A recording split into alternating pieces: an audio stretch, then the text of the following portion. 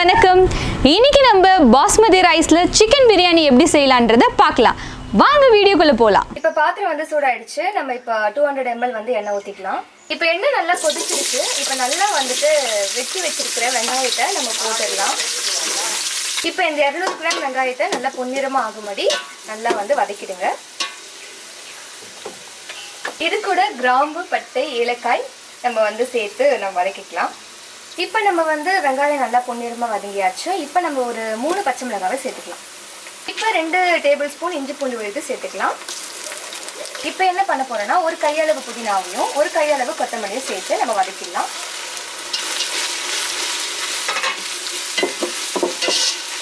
இப்போ நம்ம என்ன பண்ண போறோம்னா மிளகாய் தூள் 2 டேபிள் ஸ்பூன் சேர்க்க போறோம். சேர்த்து அடி பிடிக்காதவாறு நல்லாவே வந்து வதக்கிட்டே இருங்க. இப்போ நம்ம வந்து கட் பண்ணின தக்காளி 200 கிராம் சேர்த்து நன்கு வதக்கிடலாம்.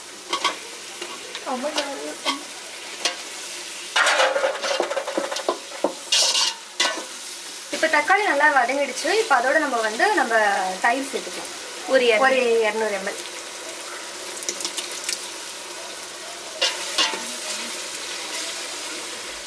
இப்போ நம்ம தேவையான அளவு கல்லுப்பு நம்ம வந்து சேர்த்துக்கலாம். இப்போ நம்ம ப்ரிப்பேர் பண்ணி வச்சிருக்க 1 kg சிக்கனை சேர்த்துக்கலாம்.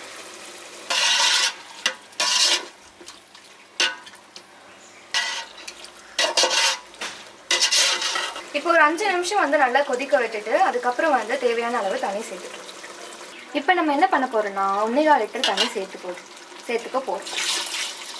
எதுக்காக சேர்த்து போறோம்னா நல்லா கொதிக்க விட்டுட்டு நம்ம நெக்ஸ்ட் ப்ரிப்பரேஷனை பார்க்கலாம். இப்போ நல்லா தண்ணி கொதிச்சிடுச்சு. இப்போ நம்ம வந்து ஊற வச்சு பாஸ்மதி அரிசி 1 கிலோவை சேர்த்துக்கலாம்.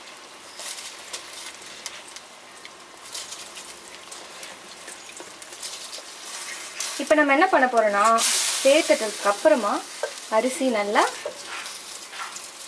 கலரி விட்டுடலாம். ஏன்னா அடி பிடிக்கக்கூடாது, அது ரொம்ப நம்ம முக்கியமாக பாதுகாக்கணும்.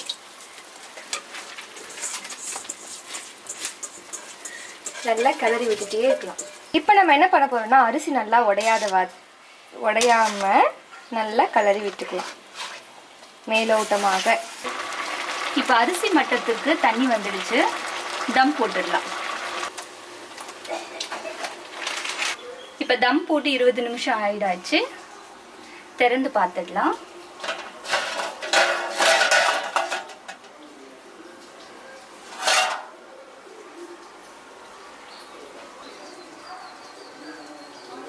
இப்போ சுவையான பாஸ்மதி ரைஸ் பிரியாணி தயாராகிடுச்சு.